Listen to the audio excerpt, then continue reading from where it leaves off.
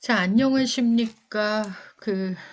정보 제공을 위한 글쓰기의 2차 강의를 시작하도록 하겠습니다. 지난 시간에 서론을 어떻게 구성되어 있고, 그 다음에 서론의 어떤 식으로 구성하는 것이 좋은지를 하나하나 예문을 통해서 여러분이 살펴보셨고요. 이 중에서 이거 이외의 다른 식으로 접근하는 서론 쓰기 방법도 있습니다. 그래서 여러분이 보시고 여러분이 선호하는, 그래서 여러분의 글을 쓰시기에 편한 방법을 결정하시면 되고요. 그 다음에 여러분이 쓰고자 하는 글의 주제가 무엇이냐에 따라서, 또한 여러분의 글을 읽는 독자들이 누구인지에 따라서, 그러니까 어느 정도 지적 수준이나 어느 정도 공감 능력이나, 그 다음에 이 글 자체가 그냥 교양을 쌓기 위한 것인지 아니면은 정말로 전문적인 지식을 필요로 하는 것인지 등등, 글의 종류, 글의 주제, 글을 읽는 독자, 이런 것들을 모두 고려하셔서 여러분이 쓰고자 하는 글이 가장 빛날 수 있는 서론을 결정하시면 되겠습니다. 자, 이제 지난 시간에 배운 것을 내용으로 여러분 첨부 파일에 여기 이 과제물이 붙어 있습니다. 들어 있습니다. 자, 다음에 제시되는 서론에서 도입부의 서술 방식을 쓰고, 이게 지금 여러분이 보고 계시는 이 화면에 박스 안에 들어가 있는 것이 어떤 글의 서론 부분입니다. 그래서 해당 서론 부분을 보시고 이 서론 부분은 어떠한 방식의 서술 기법, 그러니까 어떤 서술 방식을 쓰고 있는지 여러분이 한번 간단하게 메모해 보시고요. 그 다음에 이제 이 글 안에, 이 서론 안에서는 어떠한 문제를 제기하고 있는지, 문제를 제기하고 있는 부분을 찾아서 뭐 밑줄을 그으셔도 되고 아니면 여기에다가 간단하게 옮겨 적으셔도 괜찮습니다. 그래서 도입부, 서론의 서술 방식이 어떤 것인지를 쓰시고, 그 다음에 지금 요 서론 안에서 어떠한 문제를 어떤 식으로 제기하고 있는지를 밑줄을 긋거나 여기 정리하시면 되고, 그 다음에 그래서 이 글의 주제가 무엇일까를 여러분이 유추하셔서 추출하셔가지고 여기에다가 적어보시면 되겠습니다. 지금 시간을 좀 드리겠습니다. 그냥 지금 하세요. 지금 하시고, 그리고 저하고 제가 적은 정답이랑 차이가 있는지 어쩐지 한번 확인해 보도록 하겠습니다. 지금 읽고 지금 이 활동을 하시기 바랍니다.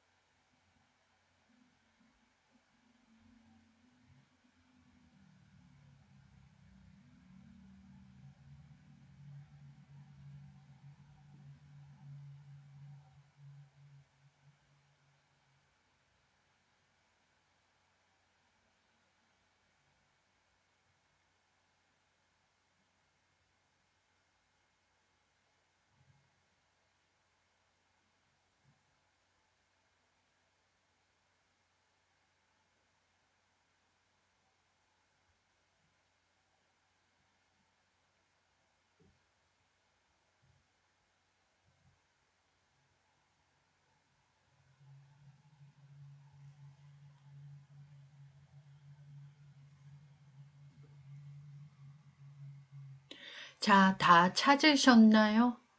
아직 조금 더 기다려야 하나요? 일단 저랑 같이 한번 해보실까요?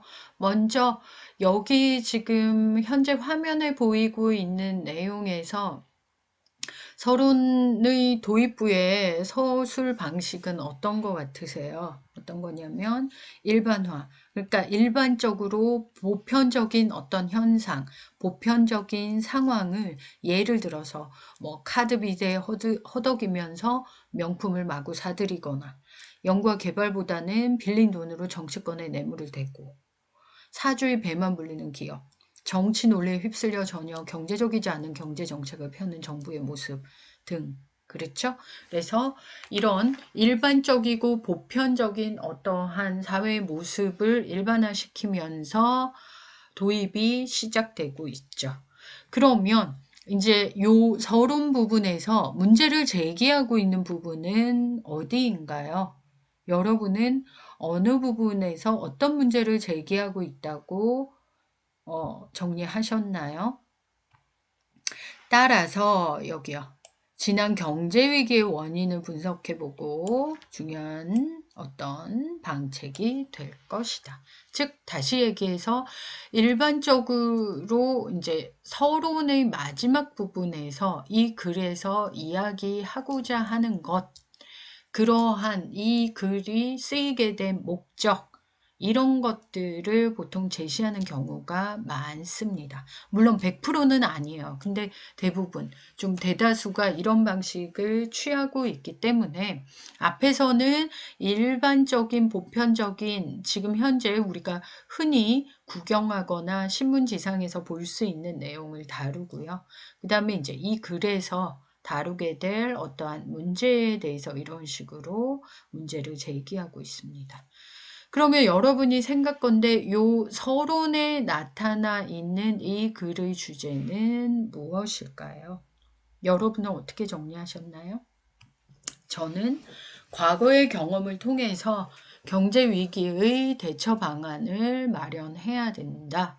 그 얘기를 이제 앞으로 지금은 서론인데 요 뒷부분에 이제 계속해서 과거에 우리가 뭐 IMF다 뭐다 이런 식의 일들을 되게 많이 경험을 했다. 그래서 그 경제 위기를 경험했으니 이제 대처 방안을 그죠?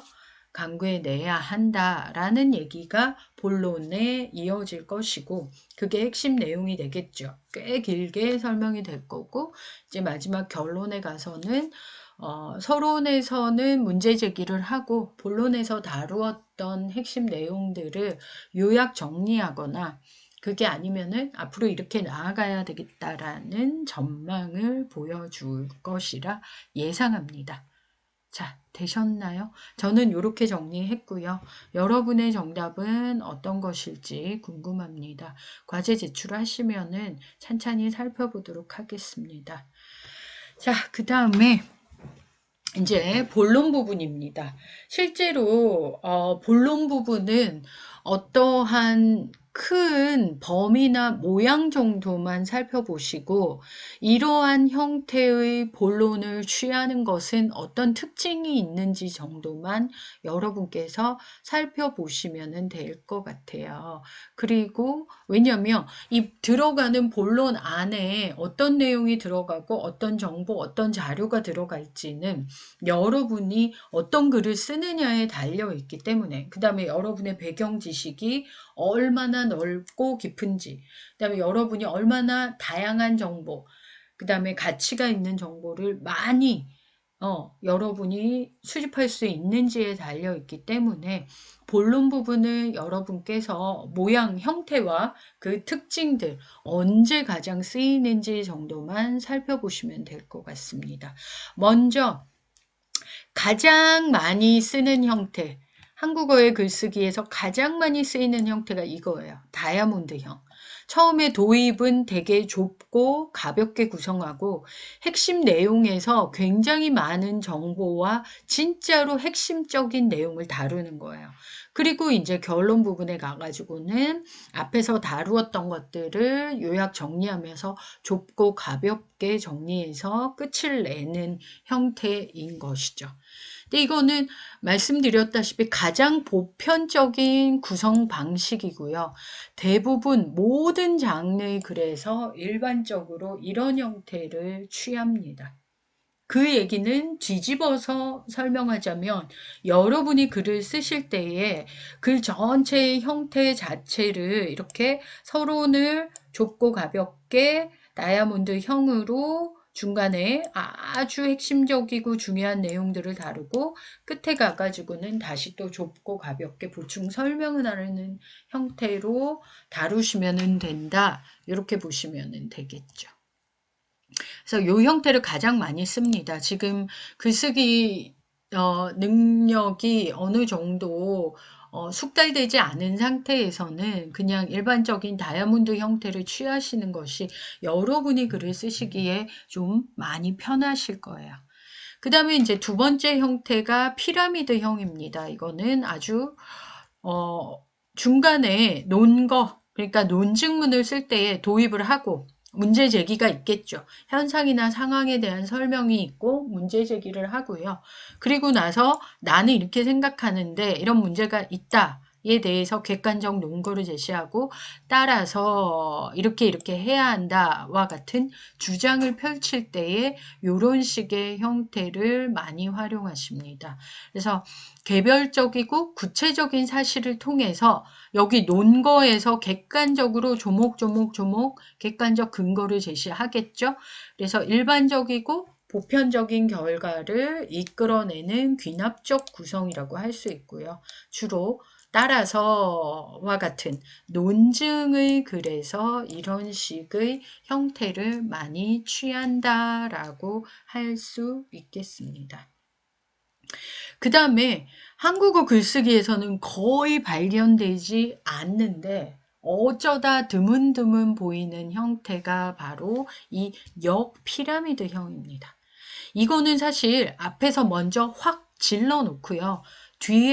글이 뒤에 진행이 되면서 수습해 가는 방식을 취하는 건데요. 보통 독자의 흥미를 유발해서 어떻게든 독자가 내가 쓴 글을 끝까지 읽게 만드는 장점이 있어요. 그러다 보니까 보통 신문 기사 이런 것들에서 되게 많이 쓰이는데요. 먼저 대전제, 일반적으로 이게 상식 아니냐, 이게 맞는 게 아니냐 이런 식으로 얘기를 하고요. 그 다음에 소전제, 근데 이러이러한 자그마한 사건이 우리 주변에서 발생을 했는데 그럼 이거는 어떻게 할 거냐는 거죠. 됐죠? 그리고 나서 이제 마지막에 가서 조목조목 따져가지고 결론을 얘기하는 형식입니다. 그래서 연역적 구성이고요. 보통 독자의 흥미를 끝까지 놓쳐서는 안 되는 신문 기사나 아니면은 좀 흥미를 유발하는 글쓰기에서 되게 많이 활용을 하고요. 논증문 중에서 연역법, 우리 앞에서 여러분이 그 추론의 방식을 연역, 귀납, 변증하는 거 저랑 같이 살펴보셨습니다. 앞에 논증에서. 그래서 그때 했던 것처럼 이런 식으로 논증하는 글을 쓸 때에 논증문을 쓸 때에 여러분이 어떠한 극적인 효과를 얻기 위해서 이런 식의 배치 방법을 선택하는 경우도 있습니다. 그러나 늘 드리듯이 일반적인 요 형태를 가장 많이 쓰기 때문에 여러분께서도 요 형태 어느 정도 글쓰기가 숙달되기 전까지는 요 형태를 유지하시고요. 논증문처럼 여러분의 주장을 좀 임팩트 있게 팍 질러야 할 때에는 요렇게 쓰고 수습해 가는 것도 괜찮을 거는 같아요. 근데 사실 논증문도 이 피라미드형을 훨씬 더 많이 씁니다. 자, 되셨나요? 일반적인 형태만 살펴보시고요. 그 다음에 보시면 이제 결론 쓰기입니다. 결론이라는 것은 본론의 전체 내용을 간략하게, 아이고 오타가 났죠. 요약하고 앞으로 어떻게 하면 좋겠다라는 전망을 제시하면서 글을 마무리하는 기능을 하는 부분입니다. 그래서 결론을 쓰실 때에는 서론이나 본론에서 썼던 말을 용어나 문장이나 이런 것들을 되도록이면 그대로 쓰지 마시고 유사하게 유사한 의미로 쓰이는 어떤 또 다른 단어가 있다면은 그 단어로 바꾸어서 쓰려고 노력하십시오. 그래야지 글이 조금 지루하지 않고 입체적으로 보입니다. 그 다음에 이제 하나마나한 상투적인 교훈이나 격언으로 마무리하지 마세요. 그러면 좀 글이 좀 지루해지고 매력이 없어 보여요. 그 다음에 정확하게 어떤 구체적인 방법이나 이런 것들을 정확하게 제시하지를 않고 애매모호하게 전망하거나 이렇게 하면 된다는 제시, 그러니까 도덕책처럼 이야기하는 거 있지 않습니까? 착한 사람이 돼야 되고 뭐 골고루 밥 먹어야 되고 일찍 자야 되고 뭐 이런 거 있잖아요. 그러니까 누구나 알고 있는, 그러나 이거를 개별적인 어떤 사건에 대입했을 때에는 사실 그게 100%다 맞다고 말하기 애매한, 그죠? 우리가 어른이 될수록 그런 일들은 훨씬 더 많지 않습니까? 그런데 그러한 문제들을 서론과 본론에서 다루어 놓고는 결론을 애매모호한 전망이나 혹은 뭐 방법의 제시로 끝을 내버린다. 그러면 사실 독자 입장에서 힘이 빠져버려요.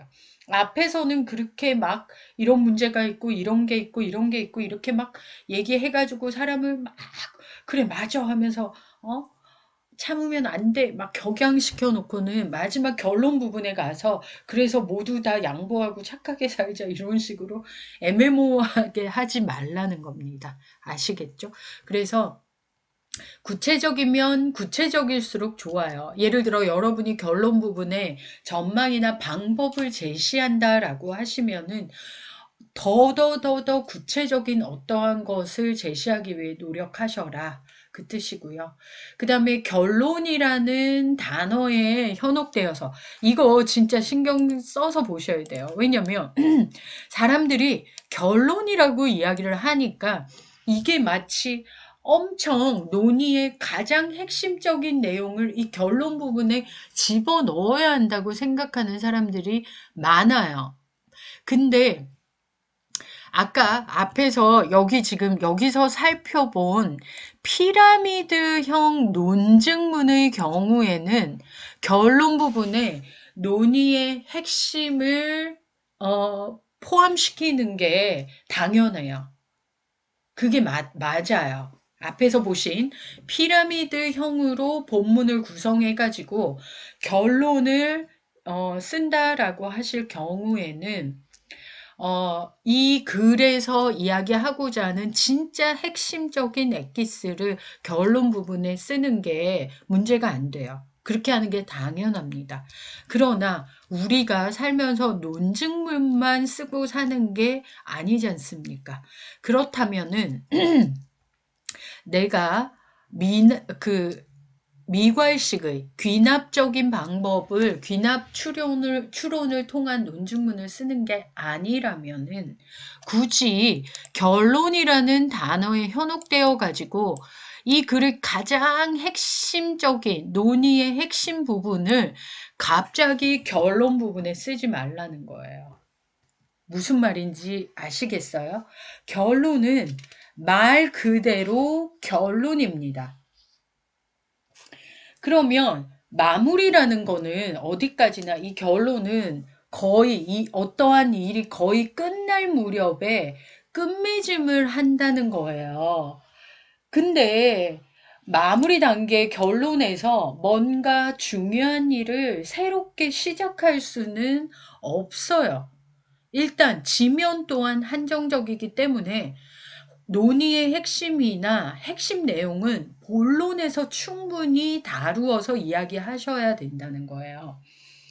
결론이라는 것은 글을 쓸 때에 주어진 어떠한 문제에 대해서 논증을 하거나 아니면 설명을 해야 하는 모든 중요한 핵심 내용은 본론에 다 서술되어서 본론에서 이미 해결을 보셨어야지 되고, 결론 부분에서는 본론에서 다루었던 핵심 내용들을, 내용 전체를 종합하고 정리하는 역할을 해야 한다는 것입니다.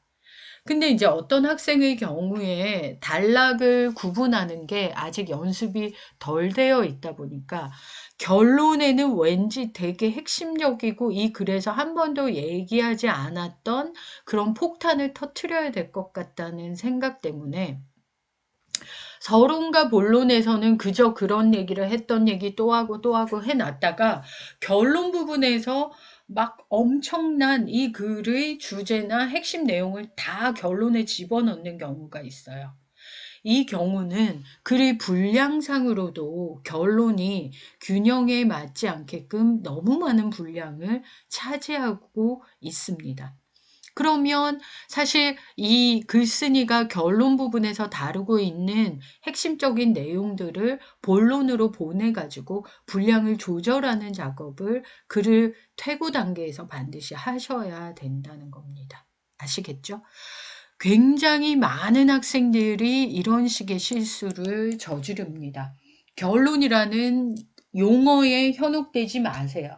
그리고 결론에서 뭔가를 보여주려고 핵심 내용을 마구 터뜨리지 말라는 거예요. 여러분이 하고자 하는 내용들은 다들 본론에 집어넣어서 여러분이 충분히 본론에서 논의하시면 되겠습니다. 자, 되셨나요? 자, 여기 지금 예시로 보이시는 이게 매일경제신문의 1일1 휴대폰 시대의 역기능이라는 글입니다. 그래서 해당 글에다가 여러분, 제가 그 결론 부분을 끊어와가지고 거기에 번호를 붙여놨습니다. 일단 한번 읽어보세요. 결론 부분을. 그리고 앞에 서론과 본론에서 어떤 내용을 다루었겠구나 한번 추정해 보시기 바라겠습니다.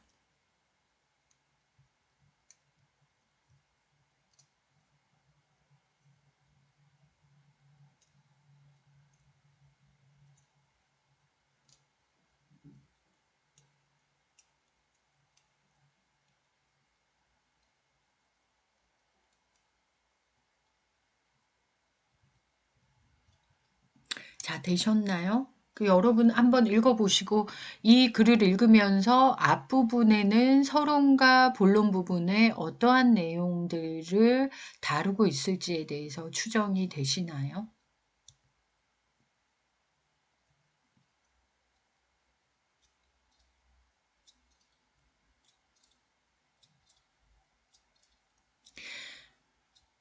되셔요?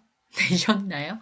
자, 그러면 제가 이제 약간 억지스럽지만은 결론 부분이 보통 앞에서 거론한 내용들을 거의 종합하거나 요약하는 것이라고 생각하고 여기에 지금 번호를 붙여놓은 문장들이 있습니다. 그럼 여러분이라면은 몇 번까지를 서론으로 잡고 그 다음에 몇 번부터 몇 번까지를 본론으로 잡고 그 다음에 몇 번 문장을 결론으로 잡을지 한번 고민해 보시겠어요? 시간을 조금 드릴게요.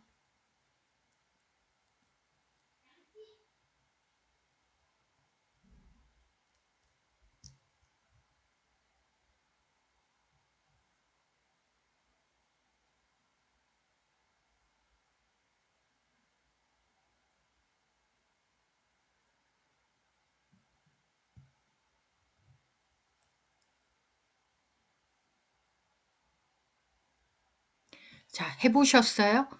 보세요. 요거를 다시요. 이거를 서론으로 잡고 그 다음에 2번, 3번, 4번을 본론으로 잡고 다시 5번을 결론으로 잡는 방식도 괜찮을 것 같고요. 일반적이죠, 이게. 그렇게 되면 이제 일반화를 통해 가지고 혹은 구체적인 지금 현재 일어나고 있는 보편적인 어떠한 그 역기능, 그죠? 이런 얘기로 일반화를 통해서 시작이 되겠죠. 그 다음에 요 방법이 아니라면은 1번과 2번을 서론으로 잡고 그 다음에 3번, 4번을 본론으로 잡고 다시 5번을 결론으로 잡는 방식으로 진행을 하실 수도 있겠습니다. 그렇죠.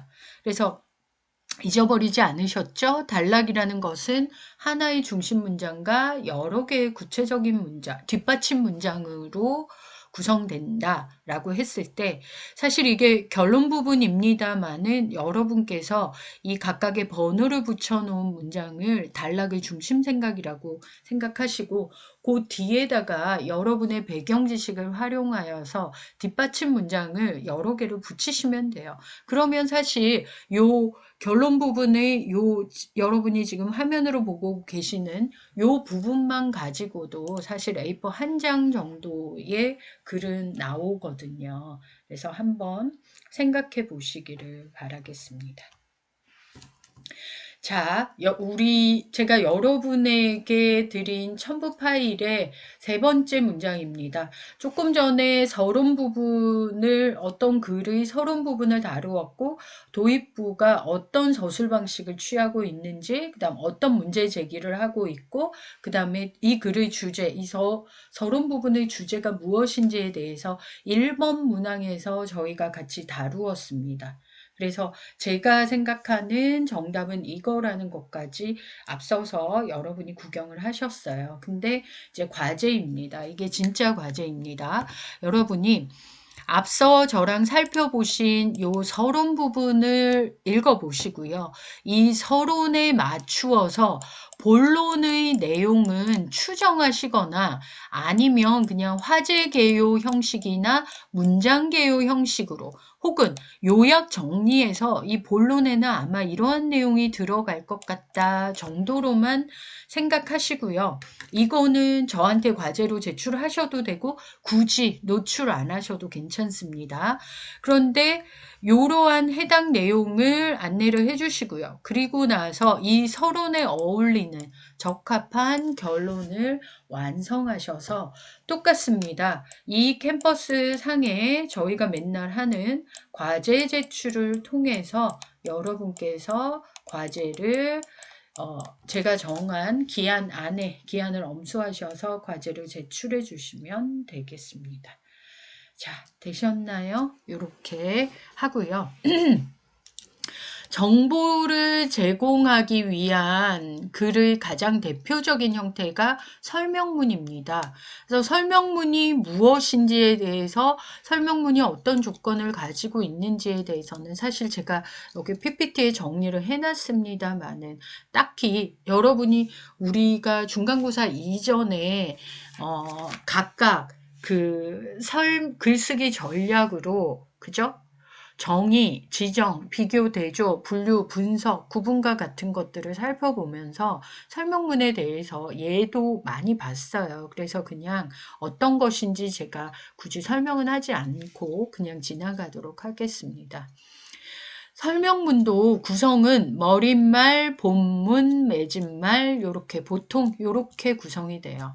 머릿말, 즉 앞에 여러분이 저랑 같이 공부한 서론 부분에서는 알리려는 문제 혹은 동기 혹은 방법 이런 것들을 제시하고 첫머리로 하여금 독자의 관심 이게 제일 중요하다고 말씀드렸어요. 그래서 서론이 어쩌면 가장 중요한 파트일 수 있다라고 말씀드렸죠. 그 다음에 이제 본문은 여러 가지 방법으로 앞에서 우리 살펴봤어요. 정의, 지정, 비교, 대조, 구분, 분류, 분석과 같은 여러 가지 설명의 방법으로 자세하게 그 해당 주제를 설명하는 부분이 바로 본론이고요. 알기 쉽고 분명하고 명확하고 체계적이고 논리적이고 객관적으로 감정을 빼고 정보를 전달하고 지식을 전달한다는 목적에 부합되게끔 핵심적인 내용을 쉽게 풀어서 설명하시면 되겠습니다. 그 다음에 이제 맺은말은 설명의 내용을 요약하거나 마무리하거나 혹은 필요에 따라서는 글을 쓰는 사람이 전문가일 경우에 사실 이런 현상들이 많이 나와요. 그래서 글을 쓰는 사람이 아주 전문가일 경우에 전문가의 지적인 의견을 조금 덧붙여도 좋습니다. 사실 전문 지식이 많으면 많을수록 의견을 조금 아니라 좀 많이 덧붙입니다. 저희는 아직 전문 지식인이 아니어서 네. 그래서 설명문도 이렇게 구성이 되는구나 생각하시면 되고, 설명문의 성격은 여러분 지금 보시는 표처럼 이렇게 생각하시면 돼요. 제가 따로 뭐 설명하는 것 자체가 사실은 굳이 필요하지 않다. 그러나 한번 이런 거구나 라고 구경하시면 되고요. 여기서 신경 쓰셔야 될 게 문장의 의미가 분명해야 돼요. 그러니까 형용사를 남발하셔서는 안 돼요. 되도록이면 하나도 안 써도 괜찮습니다. 뭐 좋다, 나쁘다, 뭐 예쁘다, 귀엽다, 괜찮다, 특히 괜찮다 이런 표현들 있지 않습니까? 싫다, 좋다, 짜증난다, 뭐 그러니까 어떠한 감정이든 느낌이든 모호하게 표현할 수밖에 없는 형용사는 이 설명문에서 조금 자제하셔야 된다는 겁니다. 괜찮다면은 그 정도를 1부터 10까지 나누어서 어느 단계의 괜찮다인지 명확하고 구체적으로 설명하려고 노력하셔야 된다. 그 다음에 이제 지시적 의미의 단어를 사용하셔야 된다. 그러니까 설명문 자체가 어떠한 정보의 전달을 목적으로 하고 있기 때문에 비표준어나 일반적으로 여러분들 사이에 쓰는 그러한 용어들을 쓰셔서는 안 돼요. 딱 사전적인 의미, 그 사전적 의미가 하나의 단어가 여러 개의 의미를 가지고 있다면은 그 단어는 대표 의미, 가장 많이 활용되는 대표 의미로 쓰셔야 된다라는 것을 안내 드리고요. 그 다음에 뭐 설명문의 종류에는 교과서, 사용설명서, 홍보문, 안내문 뭐 이런 것들이 있겠죠. 뭐 이것뿐만 아니라 뭐 등등등 여러 가지가 있는데 교과서 즉 여러분이 가지고 있는 전공 서적이 가장 대표적이라고 할 수 있습니다.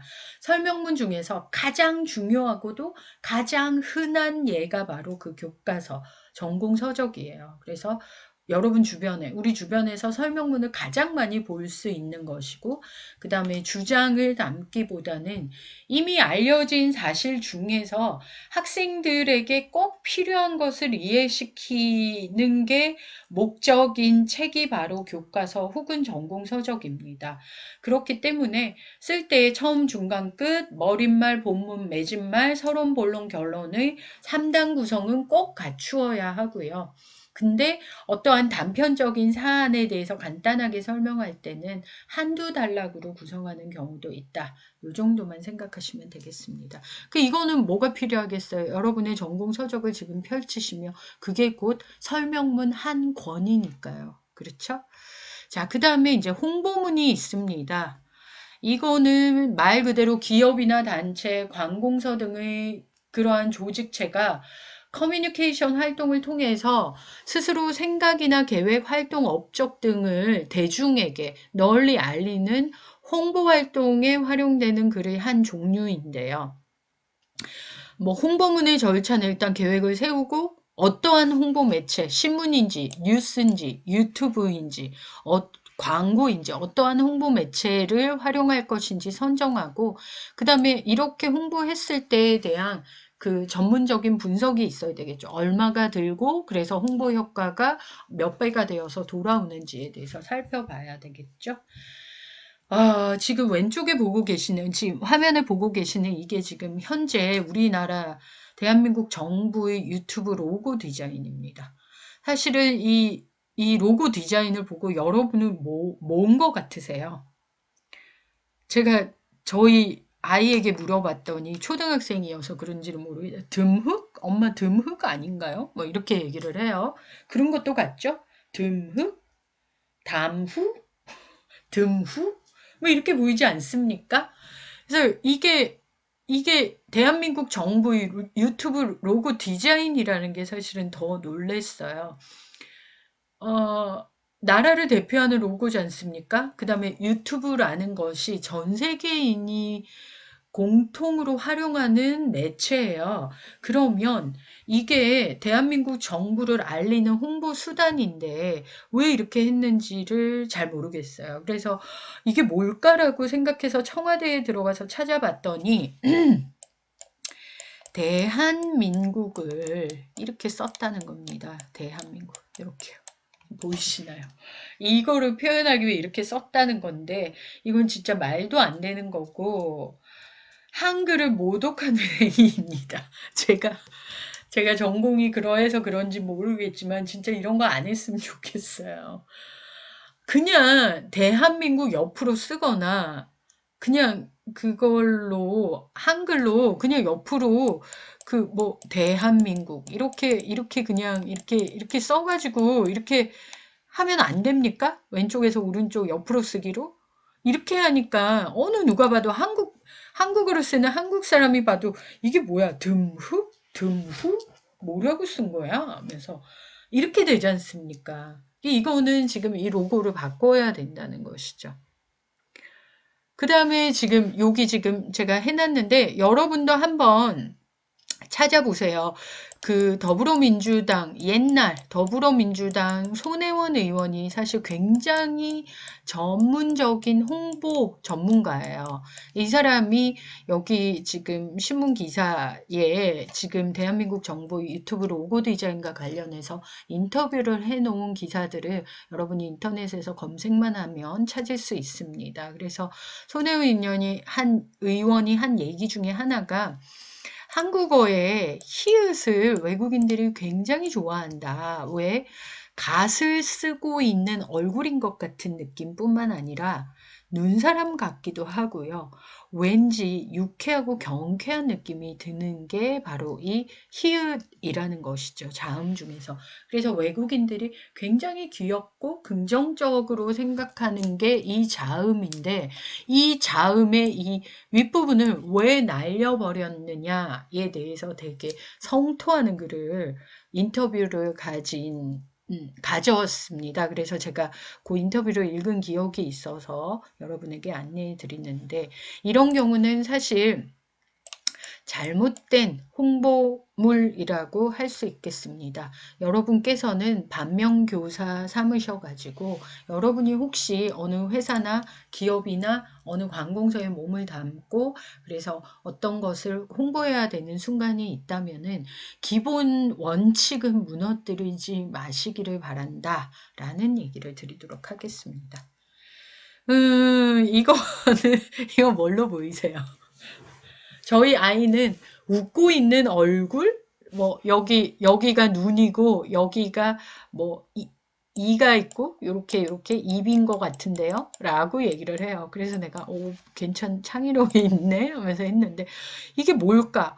한글로 굳이 읽어보자면은, 뭐, 이 정도인데, 모음이 빠져 있죠? 이거는 뭐냐면은 더불어민주당의 현재 새로운 유튜브 채널입니다. 씀이 오픈되었다라고 소개하고 있는데요. 진짜 이렇게 해야 합니까? 그냥 이렇게 하시면 안 될까요? 그래서 이게 뭘까를 또 제가 이 유튜브 채널에서 왜 이렇게 했는지를 찾았어요. 이게 유튜브 주소고요. SSM입니다.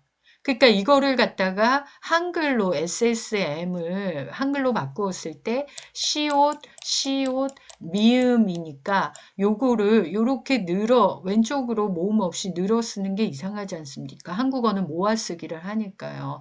그래서 억지로 이거 SSM을 한글로 바꾸어 가지고 쓰려다 보니까 이 모양이 나온 것 같고요. 이 씀이라고 읽으면 된다라고 소개하고 안내를 하고 있습니다만은 정말 씀으로 읽을 수가 없잖아요. 모음이 없으니까. 그래서 뭐 상형 문자나 아니면 진짜 웃고 있는 어떤 어린 아이의 모습을 형상화해 놓은 건가? 뭐 이렇게 느껴지고요. 찾아봤더니 영어로는 SSM, 민주당에 뭔가 특별한 게 있다는 뜻으로 Something Special 민주의 약자랍니다. 그래서 Something Special 민주로 쓰이고 우리말로는 쓰임새가 있는 정당, 쓸모 있는 정보, 쓰다, 쓰이다 등을 여러 의미로 활용할 수 있기 때문에 이 유튜브 새로운 유튜브 채널을 씀이라고 이름 붙였답니다. 근데 조금 손 보셨으면 좋겠습니다. 요 내용을 읽어보면 끄덕끄덕 뭐 그럴 수 있겠다 뭐 끄덕끄덕 할 수 있어요. 그런데 사실은 요 로고 하나만 보고서 이게 도대체 더불어민주당과 어떤 식으로 연결되는 로고인지 잘 모르겠습니다. 더불어민주당의 당명을 그 붓글씨체로 써주신 분이 신정복 선생이에요. 지금 돌아가셨는데, 그러니까 차라리 그 붓글씨체를 활용을 하시던지. 하여튼 여튼 저는 제가 이 전공자여서 그런지 불편하고 좋은 홍보 방식은 아닌 것 같습니다. 이 로고 좀 바꿨으면 좋겠습니다. 솔직히 말하면 별로 좋지 않습니다. 되셨죠? 그 다음에 이제 설명의 종류는 제품 사용 설명서가 있겠죠.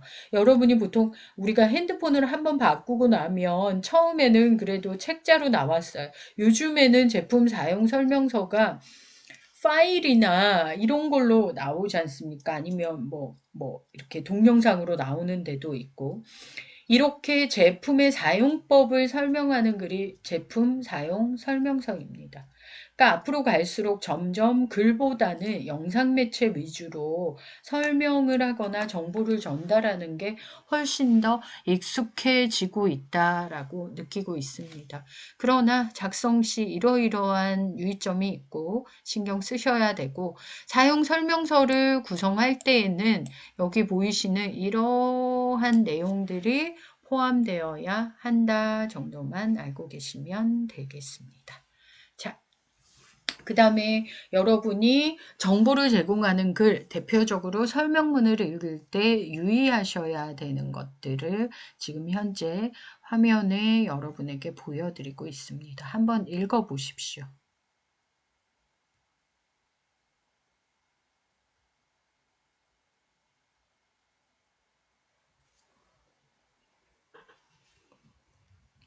자, 다 읽으셨나요? 이게 바로 여러분께서 설명문을 읽을 때 유의하셔야 되고, 즉 다시 얘기하면 여러분의 전공 서적으로 공부를 하실 때 전체적인 내용을 요약하고 그 전공 서적에서 하고자 하는 주제를 빨리 파악하시면은 중간고사든 기말고사든 공부하기가 조금 수월하시겠죠. 그 얘기를 하고 있습니다.